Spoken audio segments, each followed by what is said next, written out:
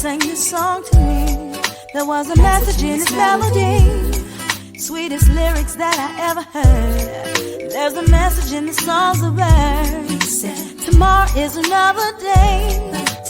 Living is the only way tomorrow's gonna ever come. Listen to the words of the song. Everything gonna be alright. Everything is gonna be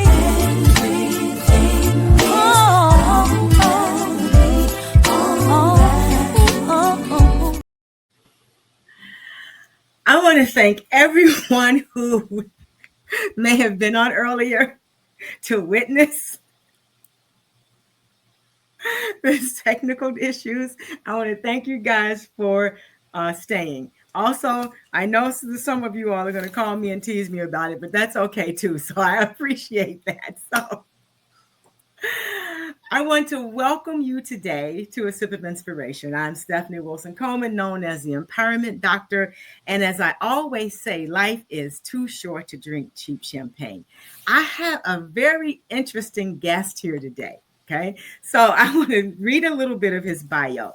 Deric Gilliard retired in 2022 after 25 years of federal communications federal communications lead working for political appointees. Listen to this: for Clinton, Bush, Obama, Trump, and the Biden administration. You guys, that's 5 presidents. I think that is incredibly outstanding. Prior to his work as a public officer, he was advisor to the HHS regional directors for the 8 southeastern states. Those are a lot of states too. Okay, so he was incredibly busy. He served as the national communications director for Dr. King's organization, which is the Southern Christian Leadership Conference. He also worked in communications for 2 HBCUs and wrote for USA Today, Time, and the Wichita Eagle-Beacon, and was an editor for the Atlanta Daily World. And that's not all. He has been incredibly busy. So for those of you all who are joining me today, I want you to just if you have questions, you can text them in. You know, I have my handy phone. I'll reach out to them and I'll reach into there and see if you have questions. But he also has a book, and I didn't want to not mention that. He's the author of The Longest 4 Years of My Life, A View from the Field by a Black Fed in the Trump administration. So I think that is absolutely awesome. So I want to first congratulate you on actually working through 5 administrations. That is a lot. And I know a lot of people don't know people who actually have worked inside for those many years. So thank you for your service. And let's get started. So you served under 5 U.S. presidents. What was that like, especially being an African-American employee? That's a great question. And thank you for having me. I know we'd worked on this for a couple months, and here it is. And I'm glad to be here. Yeah, you had to be very flexible, because that means whoever the president was you were working under, your priorities were that person's priorities.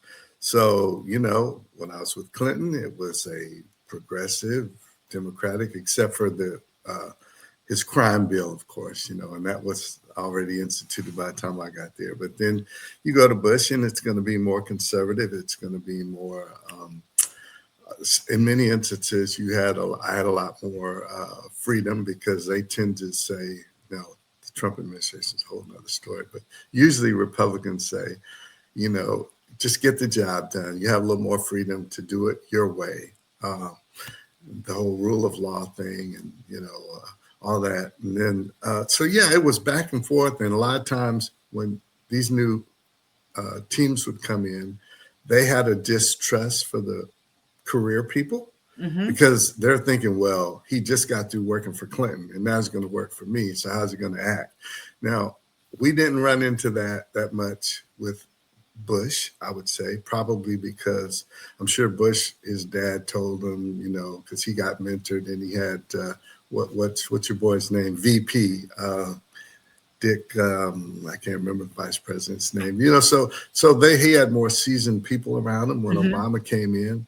It was a bunch of mostly young Harvard and Yale people, even though he had Biden beside him. So I think that there's a lot of times you have to earn their trust, even though you've been there for a long time, but it's a new boss, it's a new team, it's a new mission. And so you're kind of walking on pins and needles there for a while, but you know, you get used to it. In fact, I had a colleague, and I will jump forward just to say this, when it looked like Trump was going to win, and they brought her in specifically, as you said, 8 states is a lot of states. It's the most states of any of the 10 regions. And before we implemented the Affordable Care Act, Obamacare, I had all 8 states, but they brought her in so that I'd only have 4. So we put together the Affordable Care Act. We laid the foundation. We did all the things that we needed to do. But then when it looked like Trump was going to win, she says, I can't do this. I'm out of here. She's a sister who's also a reporter from the Denver News, and she left. So there are a lot of people who say, you know, look, I can do this, but I can't do that. And so, yeah, that is something that, you know, is not for everybody. So what inspired you to join the federal government to begin with? You know, I had an older cousin who was telling me ever since I got back to Atlanta that I needed to join the federal government. He says, look, lots of opportunities, you know, spend 20, 25 years, you can leave and do something else if you want, all the benefits, all this. But I had ever thought about the federal government, had no interest in the federal government. But then after doing different things and starting my own business, and you know how you gotta kill what you catch, what you kill, and kill what you eat, right? And then tough times, good times, and I said, okay, let me go and check this out. And it was a really good experience for the most part. But yeah, that's how it was. Because I never had any thoughts of working for the feds. But it's like certain other things you do in life. And then all of a sudden you say, well, okay, let me revisit this. So can you describe a defining moment from your time in government that shaped your perspective on leadership and on your policy? I will say that in particular, when Donald Trump was elected, and you know, very quickly it became apparent to me that this was going to be a whole different animal than any. And again, I'd already worked for, you know, 3 previous presidents, so I kind of had to understand the lay of the land. And then though, when I saw that he was very dogged and determined, in my opinion, to destroy Obama's legacy, you know, to starve the Affordable Care Act, you know, replace and repeal. They tried over 70 times in court to do that. And then it came to the point that even though it was the law of the land, they prohibited us from supporting the people in the 8 states that we served who were out there doing that work. And a lot of them were doing it without getting paid. I'll give you an example. In Mississippi, you had the Children's Defense Fund. You had the National Baptist Convention. You had My Brother's Keeper. You had these kind of groups who, the NAACP, who did the work without being compensated because they saw how important it was for our people who had never had health insurance, to have access to health insurance. And so then for the administration to tell us we couldn't be out in the field serving them, which was partnering with them and helping to explain what had changed about the Affordable Care Act. Because every year there were changes. And they said, no, you can't go. It was like, even though it was law of land, they told us we couldn't honor the law of the land. So at that point in time, I kind of had to make a decision. I said, well, you know, you could get fired for this, but there's a principle there that, is important enough to me to say, well, they're just going to have to around certain things. Certain things I was not going to do. I wasn't going to do certain things, but I knew that there were things I could do, and I determined I was going to do the things I could do. And I said, if you fired me for doing my job, well, you're just going to have to fire me for doing my job, because I was mentored by Joseph Lowry and Andy John and C.T. Vivian, all these people who had risked their lives. So I figured I could risk my job. Didn't want to, but I was willing to, Yes, that's right. Okay, so you've got a book. 2 books, actually, but yes. 2 books. Okay, cool. Yeah. Let's talk about the longest 4 years of your life. I love that title. So yeah. Why that title? Indeed it was, because, okay, for one thing, I'll start with this. Very early on, and, you've worked in government too. I don't know if you probably didn't have to work for political appointees. Oh, yes, I did. Did you? Okay. Yes, I did. So you understand, and a lot of our audience would not probably, but whatever, for example, my first regional director, who we work for, and the regional directors are appointed by the secretary.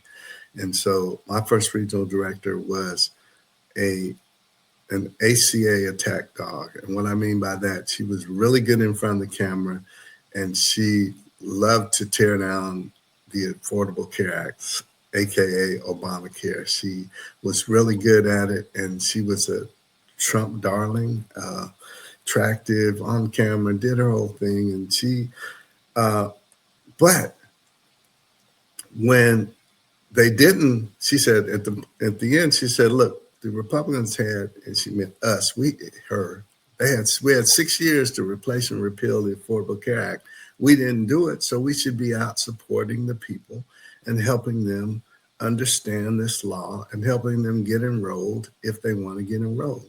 But one thing that happened in every other administration I worked with, Stephanie, at least 5, if not 6 or 7 of the 10 regional directors for the U.S. Department of Health and Human Services were women. In the Trump administration, she was the only one. And she always complained because she said they were always mansplaining her against her and shutting her down. It was like a good old boy network. And you know how that administration felt about and treated women, right? We can look at the news and history and all that, right? And so she left pretty soon, but so that was real indicative, because to me, women have, they are the principal in most families. They're the principal people who are looking out for everybody's health and well-being, making sure you're getting your checkups, making sure you get what you need. Put that jacket on, little Johnny, before you go out. It's cold. And so when you think about that, and that only one woman was in fact, I'll tell you this, COVID really emerged during the Trump administration, right in 2020. And one thing she was a nurse by training, and she kept telling them, we really need to be exploring and moving into telehealth. Of course, they brushed her off, wouldn't listen to her. And then when COVID hit and you had all these vulnerable people, these elderly people, particularly in nursing homes and assisted living facilities and all this, who couldn't come to see their doctor in person. So eventually telehealth really took off, but it probably cost us hundreds of thousands of lives because we didn't implement telehealth earlier, and people couldn't come in to get their checkups to do all the preventive care, which was a key component of the Affordable Care Act. So that was one of the things that was really important about that. So the other thing is that, Donald Trump never wrote anything, okay? He was the tweeter in chief, right? That was when, and so I was, in my, I don't know, however old I was, probably maybe I was 62 years old. So social media was not something you and I grew up in, right? We had to learn it. And I didn't know any social media, including tweeting. course, I was probably the oldest of the people in the 10 regions who were the public affairs specialists whose job was to do that. And so I had to learn Twitter. And so I'm, you know, and he just castigated so many people, right? He made the justice marches being about the flag and patriotism, not about the over-policing of Black and brown unarmed men, which, you know, really is really what, in my opinion, it was about. So he was tweeting. He'd be up all night tweeting. So I'd find myself, Stephanie, probably about 4 or 5 o'clock in the morning. I'm over there groping on my nightstand for my phone because I'm looking to see what he has said early in the morning that I'm gonna have to respond to that next morning. Okay. So it was just, and he was very divisive, right? He didn't bring people together. It's like right now, he's going after his political enemies. He's going after the district attorney in New York. He's going after James Comey, who indicted him. He's going after all these people. So that was kind of the way he rolled. And so it was always chaos going on.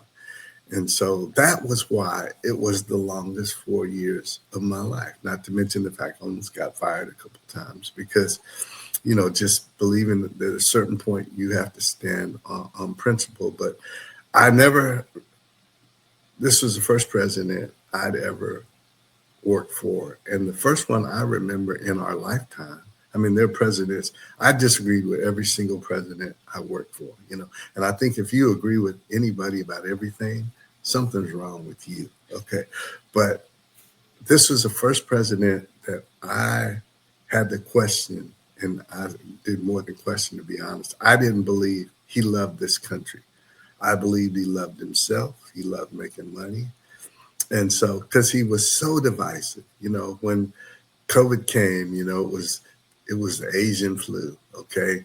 And then when it came to building the border, it was Mexicans and Latinos were rapists and thieves, and how he chastised these Black-led cities, and how he went after the squad, Black women, he and Black women, whether they were reporters, whether they were congresswomen, he went after them hard. He was very nasty and distasteful and I thought dismissive of them.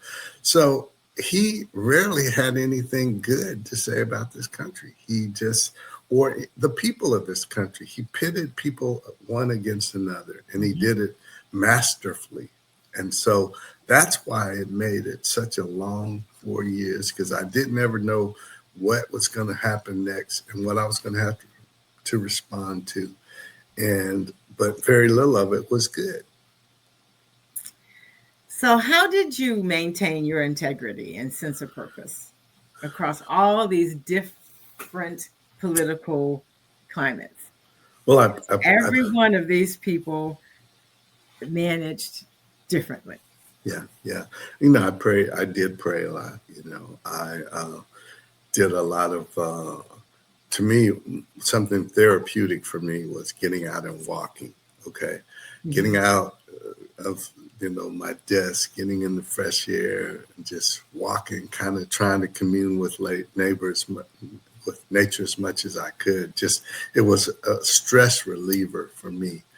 And, you know, actually when I worked for Trump, we actually had, outside the political appointee, the other three of us were all African-American, and all of us, just like in the Obama administration, we had the only all-Black regional staff.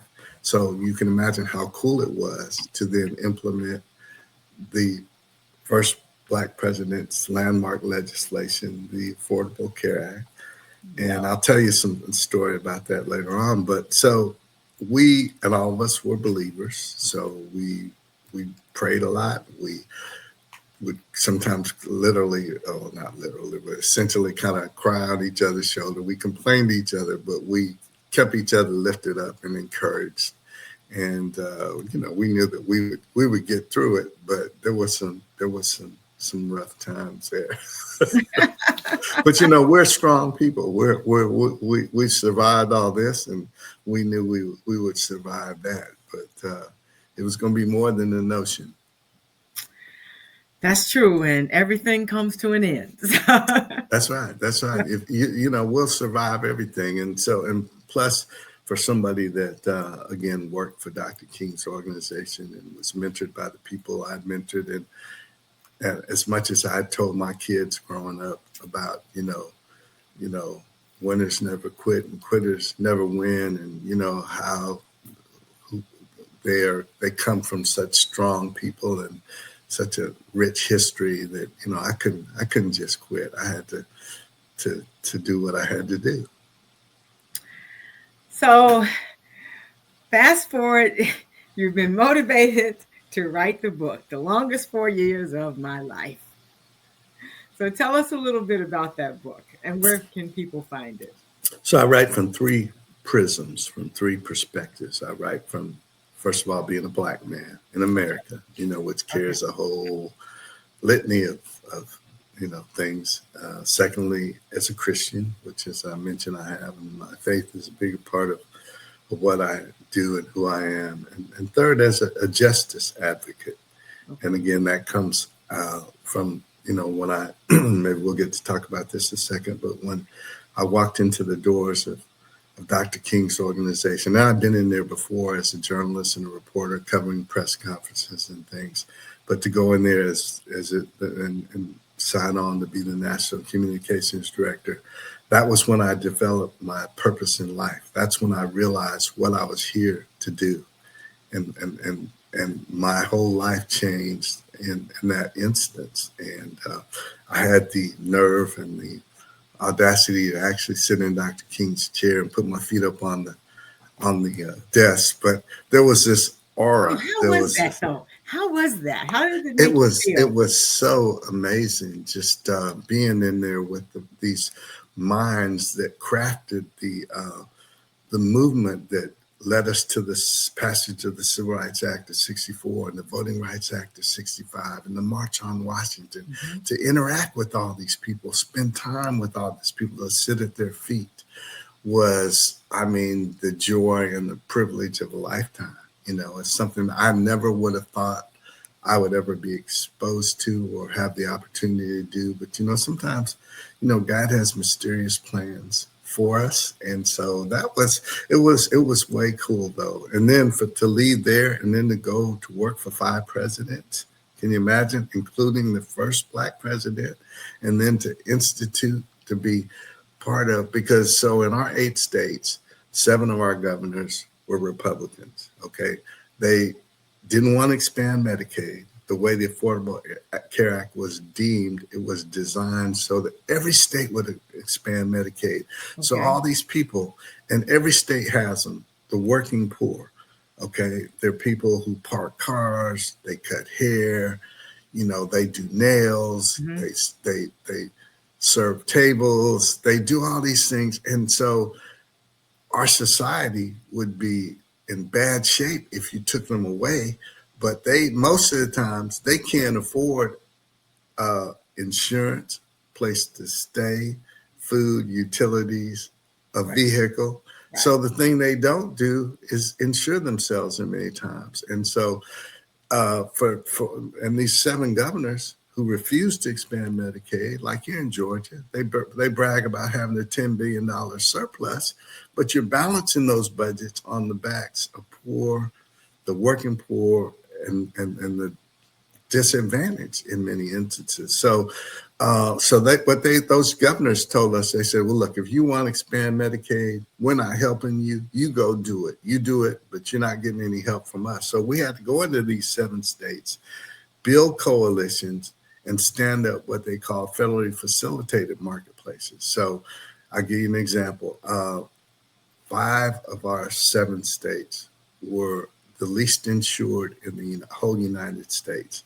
And so in Mississippi, for example, was the worst because Mississippi is the blackest state. It's the poorest state.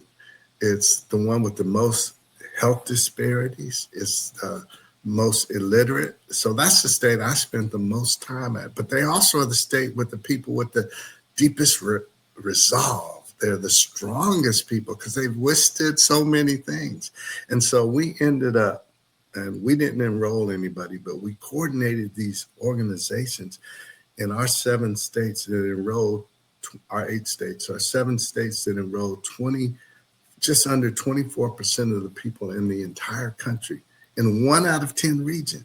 Wow. So, and to do that for the first Black president, it was so cool, so I couldn't have scripted that. And so that was a beautiful thing. And, it was a proud moment. And we were the only ones that actually got to meet him. So one of my most treasured possessions, I should have sent you this picture, was our team meeting him. In fact, we were supposed to meet him once in Florida, and there was a hurricane. And then there was one other time there was a chance, and I was on a retreat, and they said, look, we may get to go do this. And I had to, we got to leave.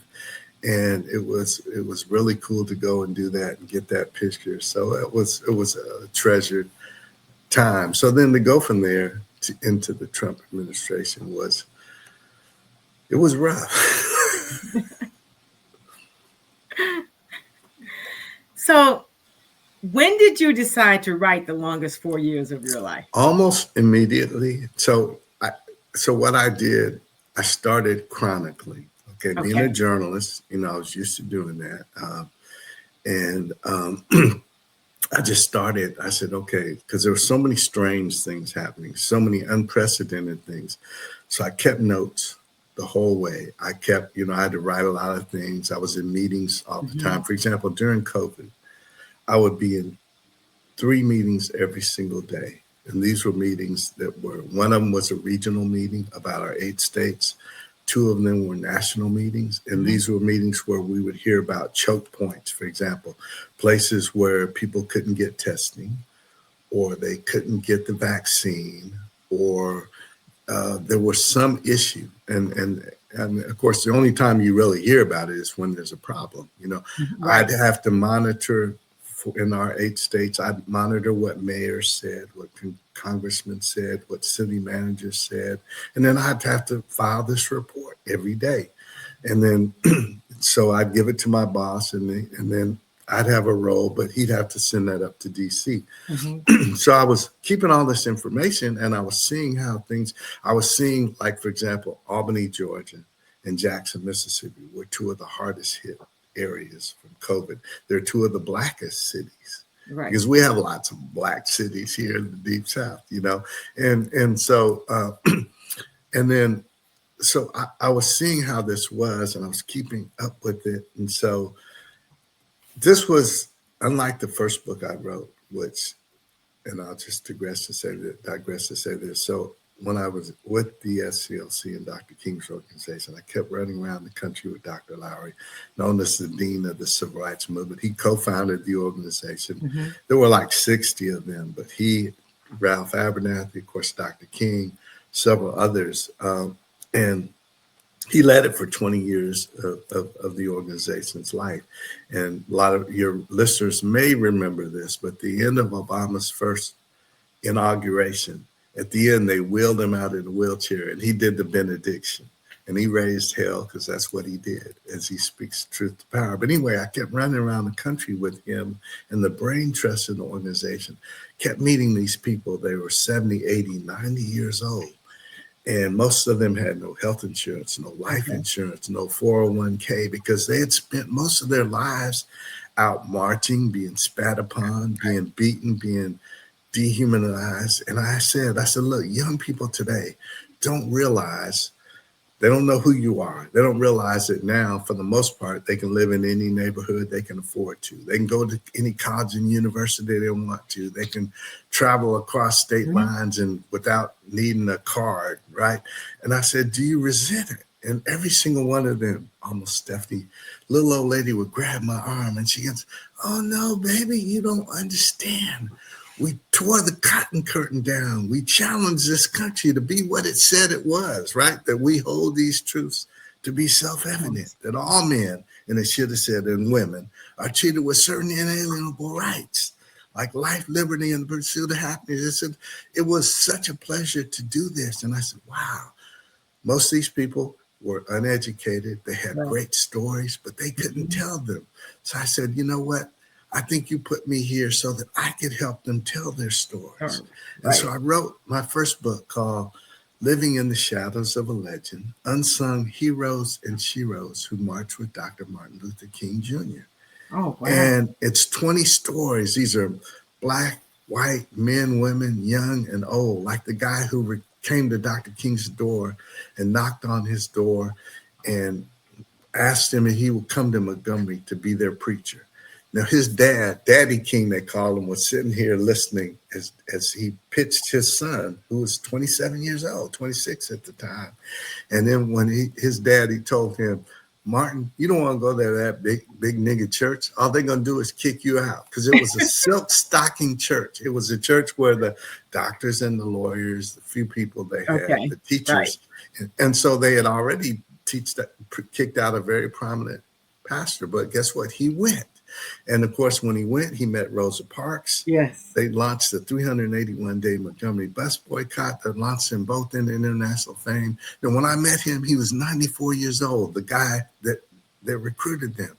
So I tell the forward picture, and every chapter I tell their story. I have a picture of them in the heyday, and at the end, at the picture of when I met them. Another was Dr. Robert Hailing, who led the St. Augustine movement. He's called the father of the Civil Rights Act of 65. He and three of his lieutenants were spying on a Klan rally. The Klan found them.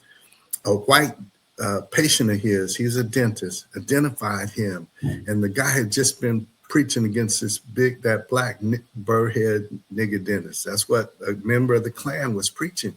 And they brought him before the Klan rally. They beat off three of them into unconsciousness, and they doused them with gasoline. And probably the only reason they didn't set them on fire was 2 weeks earlier was the bombing of the 6th Street Baptist Church in Birmingham, where the 4 little girls were killed. So people like that, a young Jewish guy, there were 13 young Jewish guys who came south to be part of something called Scope. And so it was a lot of different people. A white woman whose husband, she and her husband went to Louisville. Her dad was a racist. Her dad used to tell her growing up, her name is Ann Braden, we need to lynch a nigger every once in a while to keep them in their place. Now, she went to college, joined her own, had her own mindset, became very liberal and progressive, married another journalist, a white journalist named Carl Braden. They're moving in an all-black neighborhood in Louisville with the express purpose of buying a house in a white neighborhood, then turn it over to a black couple. They did that. The couple moved in. The house was firebombed. He was charged with sedition. He went to prison in Atlanta. And so she reached out to Dr. King to help her husband get out of prison. So fascinating stories. Now, that book was a labor of love. It was a great privilege to write it because it was inspiring stories about these people who, through nonviolence, overcame a system, and they helped change this country. They pushed it. But opposed to the Trump book, that was something I felt I had to do, because somebody who was inside who could tell that story so that we would hopefully and prayerfully not go back to where we are now. So that when we get out of this, we won't revisit it. And so I felt it was a laborious ride. It was painful, but I thought, this is what I thought. I thought Kamala was going to win, hoped and prayed, right? And I felt they'll use this books in sociology departments, in political science departments, in history departments, in health policy departments. And yet we're living it, and we're living it on steroids now. So what's one thing that you hope the future generations can take from your writing? It doesn't have to be just one, okay? Yeah, you said just one, right? Yeah, it doesn't have to be just okay. Well, from my first book, I think that they can take that, again, the resilience of the human spirit, of being able to overcome. Because if you, Dr. King talked about these people, he called them the unknown ground crew, Stephanie, and he said, without these people, the jet flights to freedom, he said, these people who were willing to suffer for righteousness' sake, because they did, people spat upon them, they abused them, they dehumanized them, and sometimes they killed them, right? And so yet they resisted nonviolently, which is, what Christ tells us in the Bible. It's one thing to say it and hear it, but another thing to do it, right? But they did that. So I think that they proved that, if your heart is right and your commitment is right, you can make a real difference. And so I think that they showed the strength of Black people and the human spirit. And so that's what I hope they get out of that book. In the second book, I hope they get the fact that democracy is very fragile and we can lose it really quickly. Okay. Like right now, right? Where you're sending troops are being sent into cities who don't ask for them. People are being rounded up. Our country, most people, and it's probably this way in Chicago too, the people here that cut our grass, the people who build the additions on our house, the people who pick our fruits and vegetables and detail our cars, all these people are, they come over here and they risk life and limb to come to this country. They don't come over here to rape and pillage. They come over here to build a better life where hopefully they won't, they have the freedom to work. And most of them, they all pay taxes and most of them send money home. And yet we're having a country where we're rounding people up, and you and I aren't going to do that work. Who's going to do it now? So I just think that it's easy to take for granted what we have, and so I think that people will be much more committed to going out and voting, because a lot of people think, well, it doesn't really matter who's in office. Yeah, it matters, right? If we didn't know it before, we know it now. And also the right to vote is sacred. Think about the people who died for that right, who gave up so much. Yes, they did. And so, it's just a reminder, and it's something that I think that we hopefully will cherish and hold dear. Yes, and it's so easy to forget when your life is working out and doing well and you don't run into any of those things. It's so easy for us to forget, because we have been able to most of us have been able to build that life where, we have a home, our kids are going to schools, they're graduating. We graduated from college. They're going to college too. And we forget all of the things that it took for us to get here. Yeah. It wasn't always that way. And you remember this probably too. And I'll only date me. I won't try and date you. But I remember when my parents didn't have the right to vote, right? I remember that. And I remember one instance, and your listeners will probably appreciate this. I don't remember what we were going back to my father's family. They had a family reunion, every year, and big family, these big agrarian families that we had in the South, 10, 12, 13 kids, right? And they were a real close family, and we were driving. And so this would have been the early 60s. And we usually didn't like to stop, but you had to stop and get gas, right? You may have to stop to relieve yourself. And certainly in the South, that was, because there were lots of sundown towns, right? So we were going, and we stopped at this gas station. I don't know, it must have been 4 or 5. So my mom takes me to the bathroom, I go in and, do what I have to do. I come out, turn the water off, turn the light off. And my mother lit into me. And I had no idea why. And it wasn't, till many years later, she opens the door back up, turns the water back on, turns the light back on, that I realized that, and the restroom we went to said colored.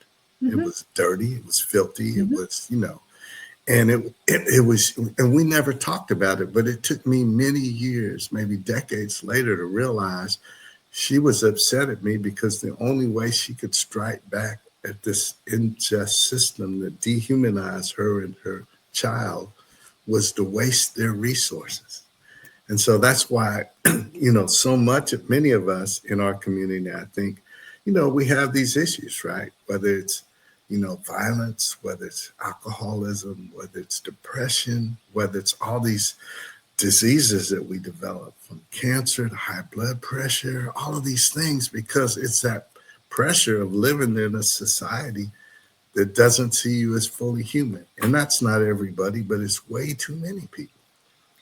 Yes, it is. I had an uncle who was a civil rights attorney during that time, Yeah. and when you talked about this story of going to the restrooms, I can remember my cousin and I were traveling with him, and we were really, really young, and she was hungry. She was older than me. She was hungry, so we stopped for something to eat, and the guy came up to the counter and says, "What do you want, little girl? We don't serve colored people." Mm-hmm. And she said, "I don't want any colored people. I want a hamburger and a Coke." And he was so taken aback by that, he gave her a hamburger and a Coke and told us to go on about our way. So, yes, I remember. Oh, boy, do I remember those times. Yeah. You know, and we were the first generation, I would say, that Mhm. really had the opportunity to go to any college we had the grades to go into. It was then affirmative action was considered a positive thing. And, you know, they wanted to open the doors for Right. us and try and begin, at least to an extent, of leveling the playing field. One of my unsung heroes, she tells a story about, she was in Montgomery, Alabama, and they saw the Freedom Riders come in and be attacked in Montgomery. Those two buses that led to, her mom happened to send her downtown to the store, and she was there when they came. And so she was a young activist, and she and this this group, and they were like 10, 12 years old. And they would go and sit in the 5 and dimes in Montgomery, those stores like Kresge and Woolworths. They sit on the stool, and the stool would turn around, and they would go in there to see how they would be treated. And just what you said, the waitress would say, "We don't serve niggas."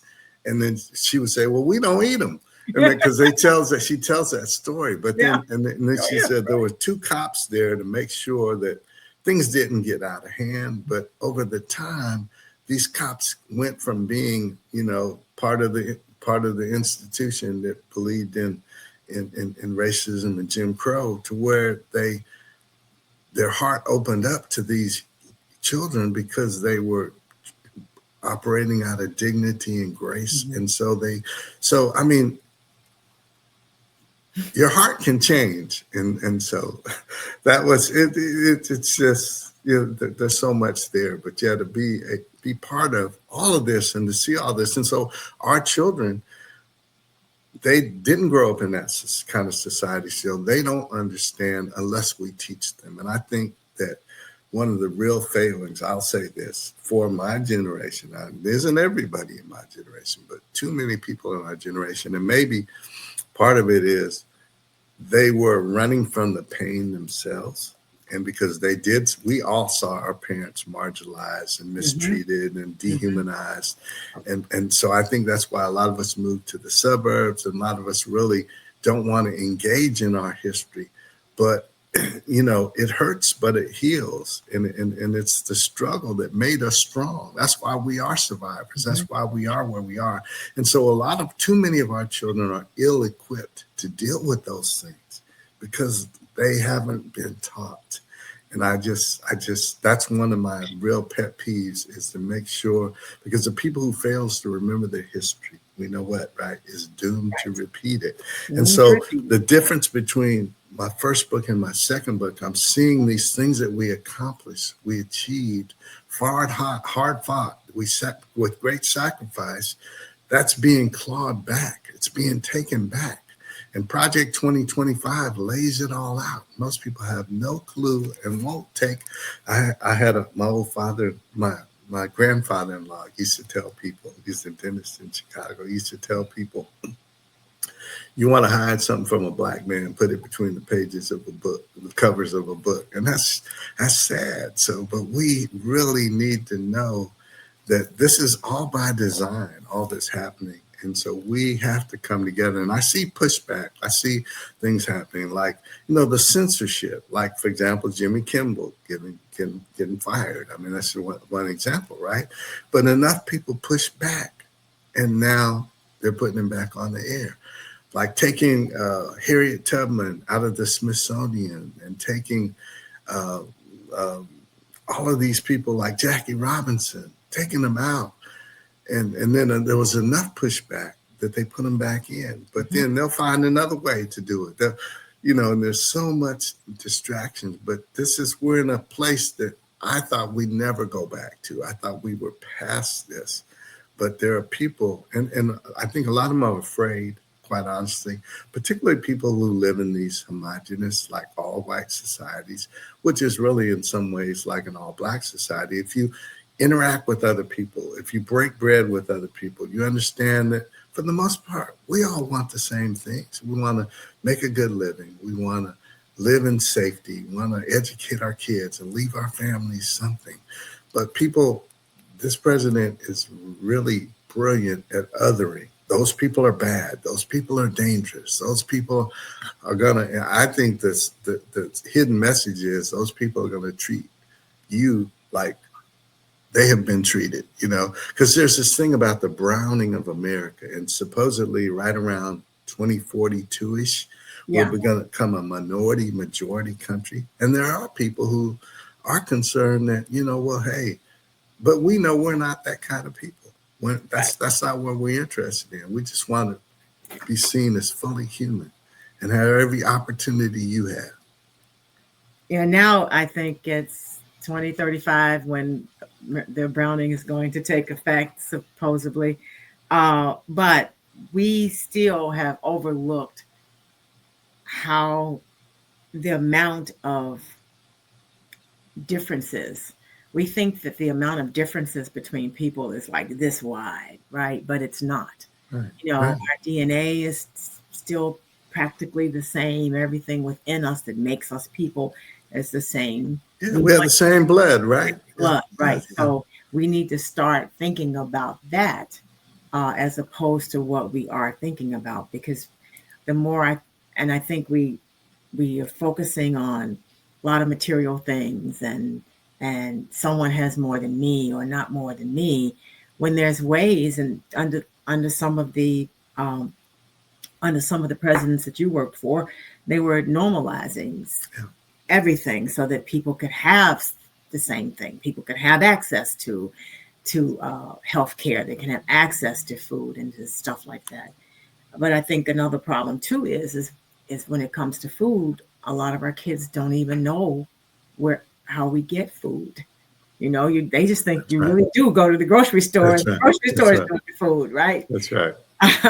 So that's, as a matter of fact, I remember someone at work, because we would bring fruit and stuff to school, to work, and share it with everybody. And someone says, "Oh, there's dirt on this." It's like, this isn't good. It's like, and it says, "Well, where do you think that comes from?" "Whole Foods makes this." I says, "Oh no." But yeah, we do have those kinds of things that is happening too, that we need to be sure that we pay attention to. So you worked with Dr. King's organization. So what are some more of the lessons or things you learned that we need to do right now? Because some things we learn things and then we put it on the table because we think, okay, check that off, that's working right now. Check that one off, that's working right now. When we find out that it's not working yet, it's not working again. I think we live, Stephanie, in what I call a microwave society, right? We're used to, you put it in there, you hit 60 seconds, and then everything is good. Or you watch TV and everything gets solved in 60 minutes. I'll tell you this, when I was with the SCLC, one of the things we did, for example, we fought against disparities in sentencing. Why, if you got caught with crack cocaine, were you sentenced 7 times longer than if you got caught with powdered cocaine? We fought against educational tracking. So whereas kids, black and brown kids, were being directed towards vocational schools and learn with your hands, and nothing wrong with that. But if you had the intellect or the acumen to be a physicist or an attorney or an accountant or an engineer, you didn't get that opportunity. We always had something. We had a campaign called "Teach Your Dollars Some Sense." For example, one of the things in the Black community, we do not turn our money around in our community. We're the community that takes our money. Our money leaves our community like, Jack Flash. And whereas other communities, money keeps turning around in that community to benefit that community. We dealt with like redistricting, for example, and we almost never won. We may win 1 out of 15 times. We stayed out there protesting, marching, campaigning. And for example, it led to our work led to congressional districts. For example, we added a congressional district now led by Hank Johnson here in Atlanta, so that before we just had one Black congressional district, and that was John Lewis's district.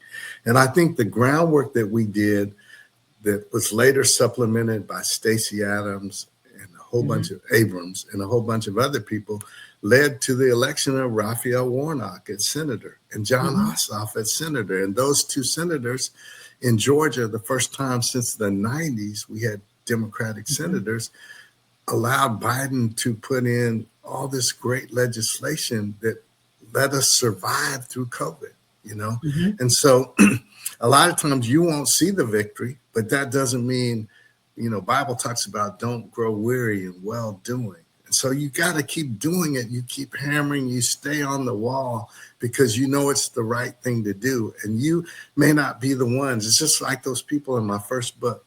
I think they knew they weren't going to be the beneficiaries of the sacrifices they made. They were doing it for their children and their children's children. And so now we're reveling in it, but, we don't appreciate it in many instances. It's so easy to lose that. And so that was part of it. We spoke out. He spoke against bombing in Kosovo. We spoke against drugs coming into the Black community. We spoke against all the hate crimes like James Byrd. Remember in Texas, they grabbed him and they drug him and he became decapitated. All these kind of crazy things. So Dr. Lowry, I used to tell people, Dr. Lowry was masterful because he knew something about everything. I used to tell people every time Dr. Lowry went to the bathroom, we called a press conference.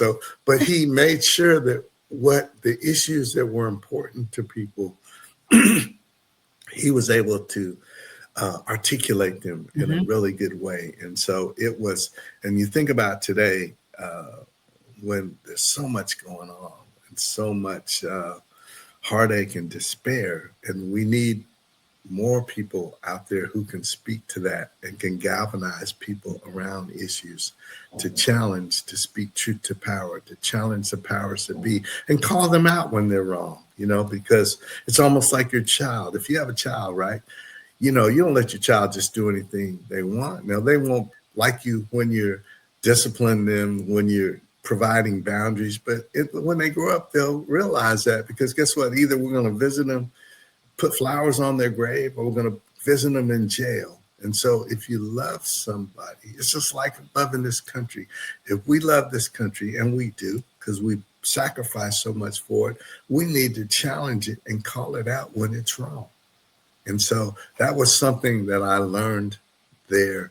And people did it at great sacrifice. These people who had, given up so much and bled so much.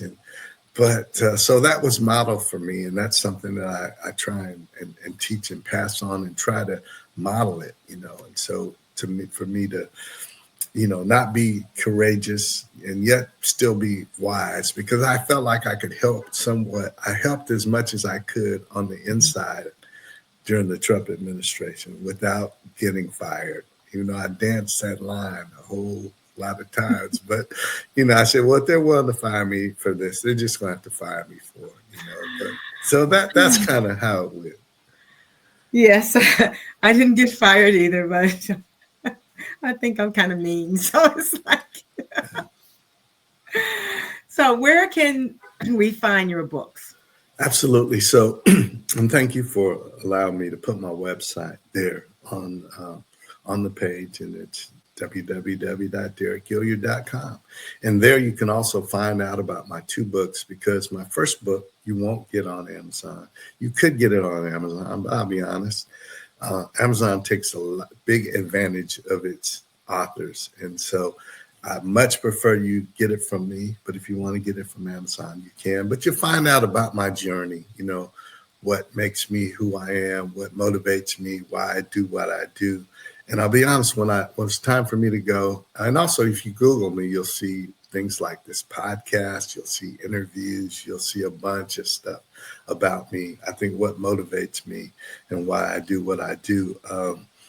One of the things that, for example, when I left HHS, I said, well, and I'm a praying man, I'm a faulty man. I got a whole lot of issues, but I'm a prayer. That's probably why I pray so much, right?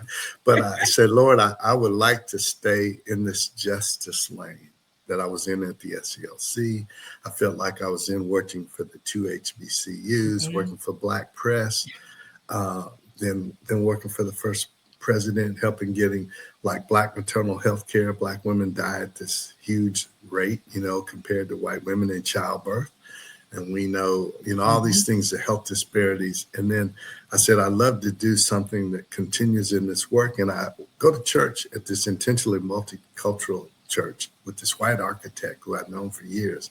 And he said his company was putting in a bid to build the national monument to the 1961 Freedom Riders, whose 2 buses came south to test the law that said public accommodations had to be honored. They were integrated.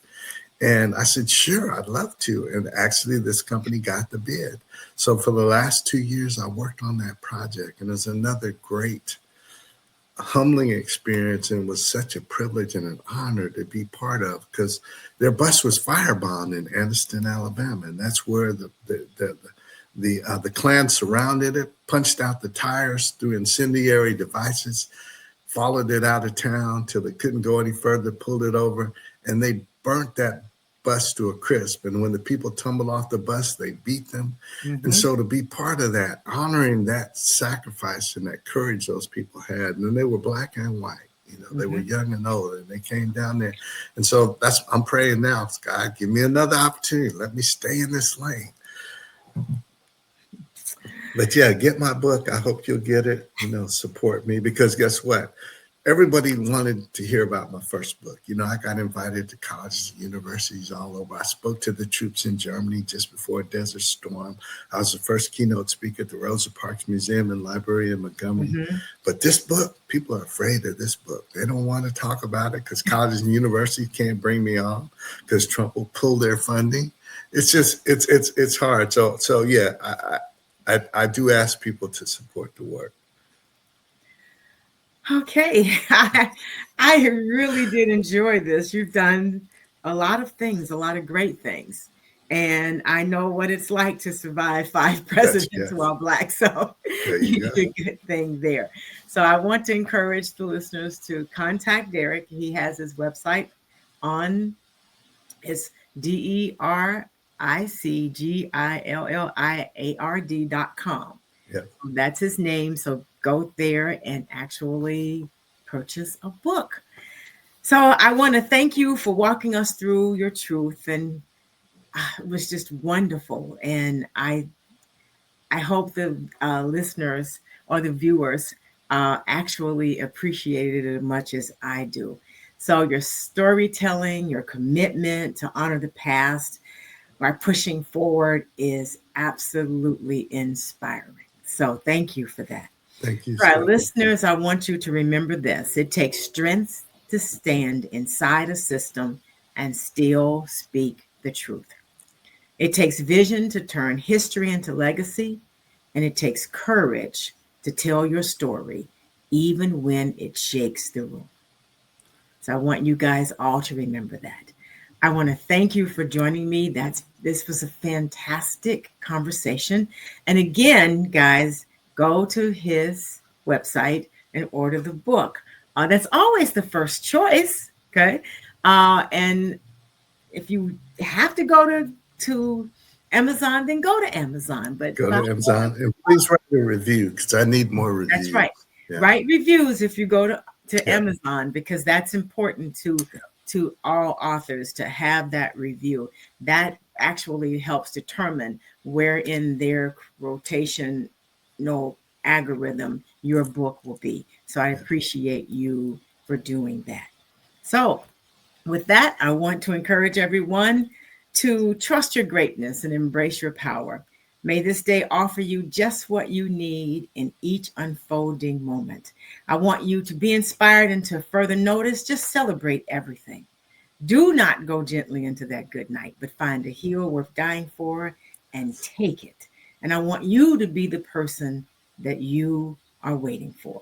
And as I always say, with the right pair of shoes, I can accomplish anything. So with that, make today so awesome that yesterday gets jealous, and above all else, do it your way, because life is too short to drink cheap champagne.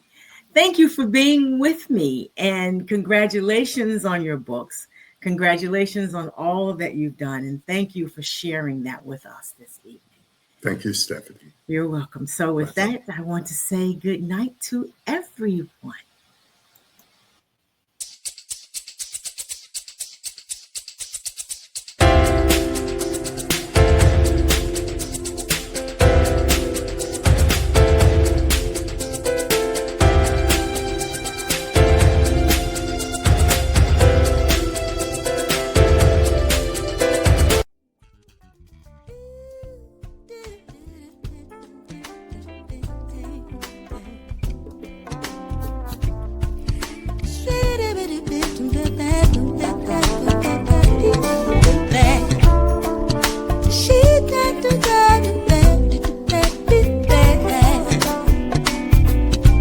Life's too short to drink cheap champagne, so I decided to buy me a better brand to taste with my